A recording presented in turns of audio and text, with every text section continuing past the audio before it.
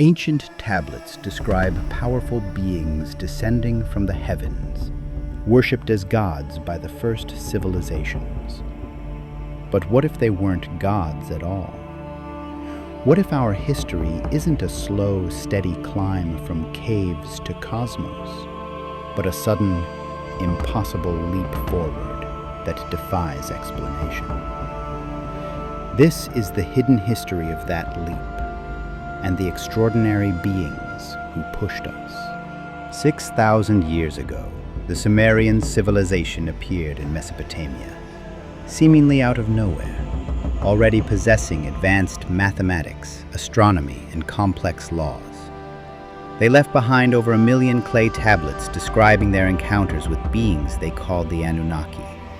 The name itself means those who from heaven to earth came. Not gods, but visitors. The tablets describe these visitors as physically taller and living for thousands of years. They supposedly came from a planet called Nibiru, which is said to enter our solar system every 3,600 years. Their mission on Earth was singular: to mine gold needed to repair Nibiru's deteriorating atmosphere. According to the Sumerian king list, the Anunnaki first arrived on Earth around 445,000 years ago. Their leader, Anu, placed his sons, Enlil and Enki, in charge of the Earth mission. Enlil was the mission commander, while his half-brother, Enki, was the brilliant chief scientist. They brought with them a workforce of lesser Anunnaki, the Igigi, whose sole job was to mine gold. For 150,000 years, the Igigi toiled in harsh conditions until they finally rebelled, downing their tools and creating a crisis for their leaders. Who would mine the gold now? Enki, the clever scientist, proposed a radical solution: create a worker race by combining their own advanced DNA with that of Earth's primitive hominids. In a process that sounds like modern genetic engineering, they mixed a hominid egg with Anunnaki sperm and implanted the embryo into 7 birth goddesses. The result was the Adamu, a hybrid being perfectly suited for manual labor. The tablets describe this using terms that are eerily similar to modern genetics, talking about binding the essence and mixing the lifeblood.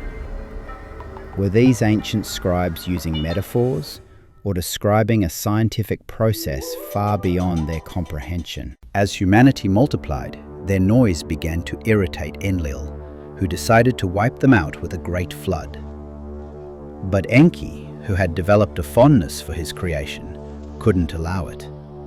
He secretly warned a man, known as Ziggurats to the Sumerians and Noah in the Bible, instructing him to build a massive boat and preserve the seed of all living things. After the floodwaters receded, the Anunnaki imposed stricter controls. They installed human kings to rule on their behalf, a system the tablets explicitly describe as kingship was lowered from heaven. This wasn't a metaphor, it was a literal transfer of authority. Around 3800 BCE, the Anunnaki began to withdraw. They taught humans how to govern themselves, left behind their knowledge, and returned to Nibiru, promising to come back. But they didn't completely vanish. Some stayed behind, ruling through human proxies. The text described this as, "The gods became distant." Crucially, the tablets never described them as gods in the way we understand the term. They were flesh and blood beings who ate, drank, had rivalries, and could be killed. They wielded advanced technology, not magic. If they weren't divine, then what were they? If you're finding this perspective compelling, if it's sparking your curiosity, then hit that subscribe button. We're just getting to the really controversial parts. The pieces of evidence that mainstream archaeology often struggles to explain. Let's look at the evidence. Tablet 5A/243, housed in a Berlin museum, depicts our solar system with 12 planets, including Nibiru. How did the Sumerians know about planets like Uranus and Neptune, which are invisible to the naked eye? The Epic of Gilgamesh describes the Anunnaki possessing mez, physical objects that sound like advanced data storage devices containing all knowledge. And what about their architecture?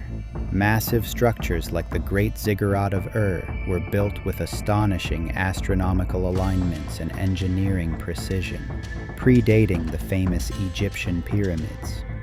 How did they achieve this without advanced tools? Mainstream archaeology often dismisses this as mythology, but can it truly explain everything? How did the Sumerians use a base 60 number system, a complex system perfectly suited for astronomical calculations?